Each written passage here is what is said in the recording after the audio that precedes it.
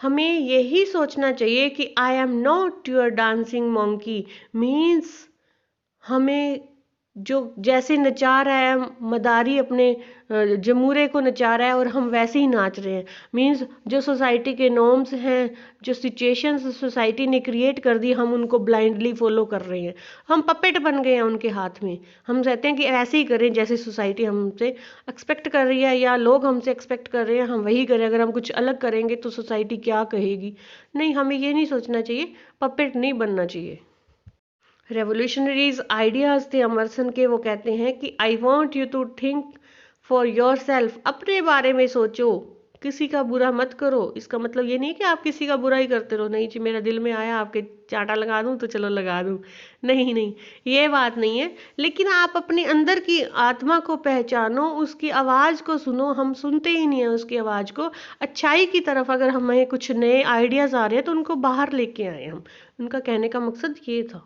करते हो, हिम्मत तो रखनी पड़ती है और इसके लिए हमें काफ़ी एफर्ट्स भी करने पड़ते हैं। बिना एफर्ट्स के कुछ नहीं होता।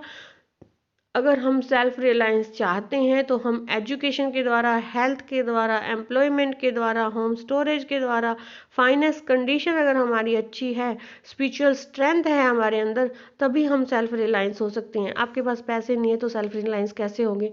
आप हेल्थ वाइज अगर आप अच्छे नहीं हो तो आप तो डिपेंडेंट रहना ही पड़ेगा। आपकी बॉडी पार्ट कोई काम नहीं कर रहा तो आपको बार बार किसी को कहना पड़ेगा ये करना जी, वो करना जी।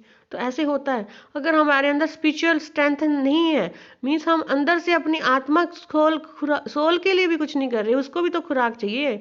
आत्मा को डेवलप होने के लिए, उसकी खुशी के लिए, अंदर से इनर पीस के लिए, वो अगर स्ट्रोंग होगी आत्मा तभी हमें न्यू थॉट्स आएंगे।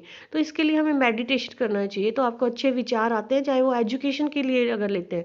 मेडिटेशन का मतलब है कि आप अपने आप को जो कंसंट्रेट कर पाते हो कि नहीं। जब हमारी कंसंट्रेशन पावर जितनी ज़्यादा बढ़ जाती है उतना ही हम किसी चीज़ के ऊपर ध्यान फोकस कर सकते हैं, चाहे वो एजुकेशन है या कोई भी फील्ड है। तो उतना ही हमें प्रॉब्लम्स के जो सॉल्यूशंस हैं वो मिलने शुरू हो जाते हैं। सेल्फ रिलायंस अब आए कैसे। सेल्फ रिलायंस आने के लिए हमें अपनी रिस्पॉन्सिबिलिटीज़ को देखना होगा। अगर हम रिस्पॉन्सिबिलिटी से भाग रहे हैं तब हम सेल्फ रिलायंस कैसे हो सकते हैं। ना तो कोई रिस्पॉन्सिबिलिटी होगी, ना कोई काम करना पड़ेगा, इसका तो ये मतलब हो गया। नहीं, हमें अपनी रिस्पॉन्सिबिलिटीज़ को अच्छे से निभाना है, तभी हम उसके लिए कुछ एफर्ट्स करेंगे।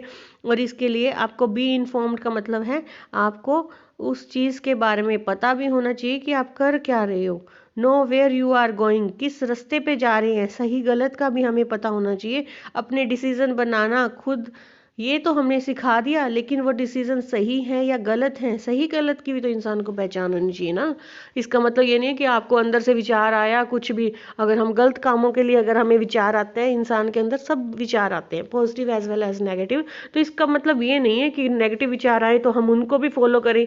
जी अमरसन ने कहा है जो भी आए कर दो बस। नहीं नहीं, अगर नेगेटिव विचार आ रहे हैं तो उनको दबाना है। अगर हमें सिर्फ पॉजिटिव बातों के लिए वो कह रहा है कि अपनी आत्मा की आवाज़ सुनो कुछ नया करने के लिए, तो पॉजिटिव वे में उन्होंने इस बात को डिस्क्राइब किया है। यहाँ पर हम देखते हैं कि ये इंसान कह रहा है कि I build my own cabin. देखो कितनी अच्छी बात है। इतना सारा उसके पास सामान है, काम करने के लिए टाइम भी चाहिए, एफर्ट्स भी करने पड़ेंगे, तो कैबिन बनाने के लिए काफ़ी टाइम लगेगा। तो यहाँ पर ये कॉन्फिडेंस है कि मैं करूँगा, अपना काम मैं खुद करूँगा। यहाँ पे ये मैसेज दिया गया कि you should do your work yourself, do not depend on other, finish each day and be done with it, you have done what you could. आपको करना ही होगा, आप जो कर सकते हो। Some blunders and absurdities have crept in, काफ़ी आपके साथ धोखे भी होंगे, असंगतताएं भी आएंगी। Forget them as soon as you can, उन सब को भूल जाओ। रास्ते में जो रुकावटें आई हैं उन सब को भूल जाओ। Be your self in the world that is constantly, अपने आप लगातार कॉन्स्टेंटली ट्राइंग करते जाओ, कुछ ना कुछ करते जाओ, जनरेट करो, उसको कंप्लीट करो, तभी आप जिंदगी में सक्सेस हासिल कर सकते हो। It is easy in this world to live after the world's opinion, world के ओपिनियन के साथ चलना तो बहुत इजी है, लेकिन जो ग्रेट मैन होते हैं वो कभी क्राउड के अंदर नहीं चलते, भीड़ में चलना पसंद नहीं करते, अपने खुद के अंदर विश्वास रखते हैं, हम किसी काम को फिनिश कर लेते हैं। तो हमें थकावट ज़रूर होती है क्योंकि हमने एफ़र्ट्स बहुत किए हैं, लेकिन जब उसका रिज़ल्ट आता है तो बहुत अच्छा होता है। उस पसीने के अंदर भी हमें खुशबू आती है और एक अच्छी फीलिंग आती है कि yes I have done it.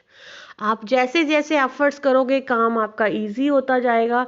Confidence के साथ करो, रिस्पॉन्सिबिलिटीज़ को निभाओ, अपने आप की अंतर आत्मा को देखो आप कैसे कर सकते हो, अपने अंदर विश्वास रखो, रिलेशनशिप सोसाइटी के साथ रखो, लेकिन जो हम उनके फॉल्स ट्रेडिशन हैं, रूल्स नॉर्म्स हैं, उनको अगर आप नहीं पसंद करते तो आप अपने रूल्स खुद के बनाओ जो अच्छे हों, पॉजिटिव हों